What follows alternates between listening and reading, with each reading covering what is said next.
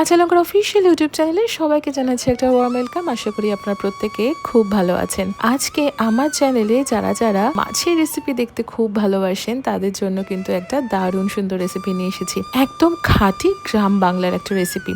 আজকে বানাবো কাসুন পোড়া কাতলা মাছের ঝোল। খুব সহজ একটা রেসিপি। মাছ আর সর্ষের তেল বাদ দিলে মাত্র হাতে গোনা 5 থেকে 6টা উপকরণ লাগে, তাতেই তৈরি হয়ে যাবে কাসুন পোড়া কাতলা। যারা নতুন নতুন রান্না শিখছেন তাদের জন্য তো দারুণ একটা রেসিপি, আর যারা প্রতিনিয়ত মাছের ঝোল খেতে খেতে একটু বোর হয়ে গেছেন তাদের জন্য একটা দারুণ সুন্দর রেসিপি। তাহলে আর সময় নষ্ট না করে চলুন আমার সাথে কাঁচা লঙ্কা রান্নাঘরে দেখিয়ে নি কাসুন পোড়া কাতলা মাছের ঝোল বানাতে আমাদের কি কি উপকরণ লাগছে। তবে উপকরণ দেখানোর আগে আপনাদের মাথায় নিশ্চয়ই এই প্রশ্নটা এসেছে, রেসিপিটার নাম কাসুন পোড়া কেন কেন সেই গল্পটা নিশ্চয়ই বলবো। তবে আগে উপকরণগুলো দেখিয়ে নিই। প্রথমেই আমি কাতলা মাছ নিয়েছি। কাতলা মাছগুলোকে ভালো করে ধুয়ে পরিষ্কার করে নিয়েছি। আমি হাফ টিস্পুন মতো কালো জিরে নিয়েছি, 1 টেবিল স্পুন গোটা কালো সর্ষে নিয়েছি, ফ্রেশ ধনেপাতা নিয়েছি, 2 টেবিল স্পুন আমি হলুদ গুঁড়ো নিয়েছি, 5 থেকে 6টা চেরা কাঁচা লঙ্কা নিয়েছি, স্বাদ মতন নুন নিয়েছি, স্বাদ মতন চিনি নিয়েছি। কি ভাবছেন আর কি লাগবে?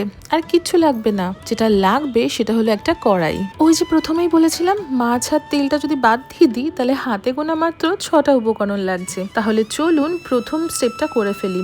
আচ্ছা, মাছ রান্নার প্রথম স্টেপ কি হয়? মাছটাকে তো ম্যারিনেট করতে হবে। ঠিক ম্যারিনেট বলা ভুল, ওই নুন হলুদ মাখাতে হবে। আমিও তেমনটাই করব।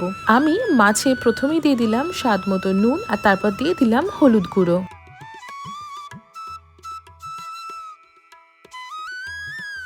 বেশ ভালো করে মাছের সাথে নুন আর হলুদটা একটু মাখিয়ে নেব। মাখিয়ে নেবার পরে কিন্তু মাছটা ভেজে ফেলবেন না, 5টা মিনিট রেখে দিন না।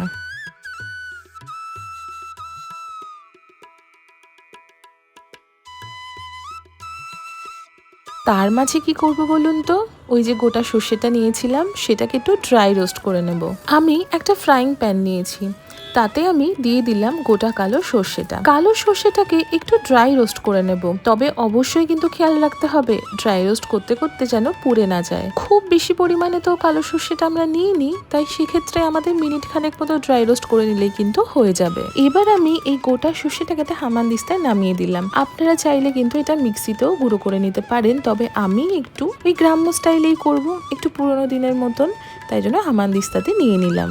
আমি একটা ফ্রাইং প্যান বা কড়াই নিয়েছি, তাতে আমি 2 to 3 টেবিল স্পুন মতো সর্ষের তেল দিয়ে দিলাম। তেলটা খুব ভালো করে কিন্তু গরম করে নেব। তেলটা ভালো করে গরম হয়ে ধোয়া ছাড়লেই একে একে নুন হলুদ মাখানো মাছগুলো কিন্তু দিয়ে দেব। আমি যখনই কোনো মাছের রেসিপি আপনাদের সাথে শেয়ার করি আমি সবসময় বলি মাছটা কিন্তু আমি অতিরিক্ত বেশি ভাজি না, না খুব কড়া করে ভাজি, না খুব হালকা করে ভাজি, একটা মাঝামাঝি মানে একটু শ্যালো ফ্রাই করি। আমার মনে হয় তারপরে মাছটা কিন্তু খেতে বেশি ভালো লাগে, যেহেতু আমি মাছের ঝোল বানাচ্ছি। এদিকে মাছটা যতক্ষণে ভাজা হচ্ছে, ওই যে কাসুনটা পুড়ালাম মানে সর্ষেটা পুড়ালাম বা ড্রাই রোস্ট করলাম, সেটাকে একটু গুঁড়ো করে নিয়ে চলুন। ওই যে প্রথমেই বললাম চাইলে কিন্তু মিক্সিং জারেও এটাকে ঘুরিয়ে নেওয়া যেতেই পারে, কোনো অসুবিধা নেই। এইদিকে মাছগুলো কিন্তু একটু উল্টে পাল্টে নিচ্ছি, এতে মাছ ভাজাটা একটু তাড়াতাড়ি হবে বা একটা দিক বেশি পুড়েও যাবে না। এবার আপনাদের বলি এই রেসিপিটার নাম কাসুন পোড়া কেন। আসলে কাসুন কথাটা কিন্তু একটু গ্রাম বাংলার দিকে ব্যবহার করা হয়। ওই যে সর্ষেটাকে একটুখানি ড্রাই রোস্ট করে নিয়ে আমরা গুঁড়ো করে নেব, একটা সুন্দর স্মোকি ফ্লেভার আসবে, এটাকেই কিন্তু কাসুন পোড়া বলা হয়। তবে এটা কিন্তু আগে থেকেই বলে দিলাম এই রেসিপিটা কিন্তু একটু ঝাল ঝাল হয়, ঝাঁঝটাও বেশি হয়। যদি বাচ্চাদের জন্য করে থাকেন তাহলে সেক্ষেত্রে একটু বুঝে কিন্তু লঙ্কার ব্যবহারটা করবেন, কারণ সর্ষের ঝাঁঝটা কিন্তু খানিকটা থাকবে। এইদিকে দেখুন আপনাদের সাথে গল্প করতে করতে কিন্তু মাছগুলো কিন্তু আমার সুন্দর ভাজা হয়ে গেছে। মাছগুলোকে আমি একে একে তুলে রাখছি।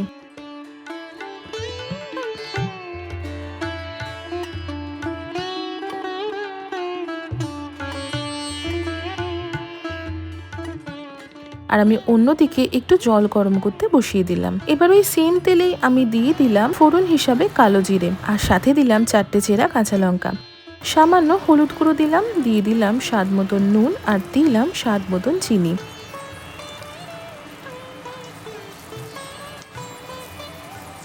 এই সব কিছু দিয়ে বেশিক্ষণ না, 10 থেকে 15 সেকেন্ড মতন একটু সতে করে নেব। 10 থেকে 15 সেকেন্ড মতো সতে হয়ে গেলেই আমি 2 কাপ মতো গরম জল দিয়ে দিলাম। জলটা ফুটে আসলেই আমি আগের থেকে ভেজে রাখা মাছগুলো দিয়ে দেব।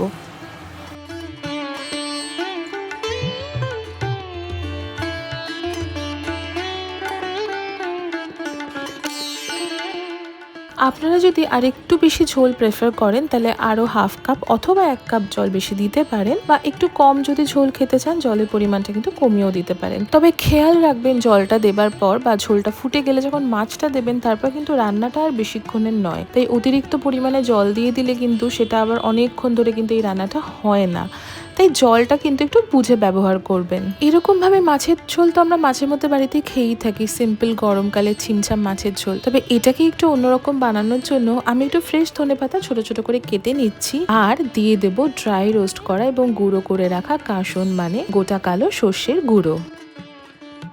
আমরা বাড়িতে প্রত্যেকেই কিন্তু মিষ্টির থেকে বেশি ঝাল খেতে পছন্দ করি, তাই জন্য আমি আরও 4 থেকে 5টা চেরা কাঁচা লঙ্কা দিয়ে দিলাম। ঝালটা কিন্তু প্রত্যেকের নিজের স্বাদের উপর, যদি আপনারা কেউ বেশি ঝাল প্রেফার না করেন এই সময় আর কাঁচা লঙ্কা দেবার কোনো দরকার নেই, যেহেতু সর্ষে পড়েছে একটু ঝাঁঝ তো হবেই, তাই ঝালের ব্যবহারটা কিন্তু একদম বুঝে শুনে করবেন। ওই যে একটু ধনেপাতা কুচালাম, সেই ধনেপাতা কুচিটা দিয়ে দিলাম, দিয়ে একটু ভালো করে মিশিয়ে নিয়ে মিনিট 2-3 রান্না করে নিলে কিন্তু রেডি হয়ে যাবে আমাদের কাসুন পোড়া মাছের ঝোল। গরম গরম সার্ভ করি চলুন। বুঝতেই তো পারছেন কত তাড়াতাড়ি হয়ে গেল এই মাছের ঝোলটা।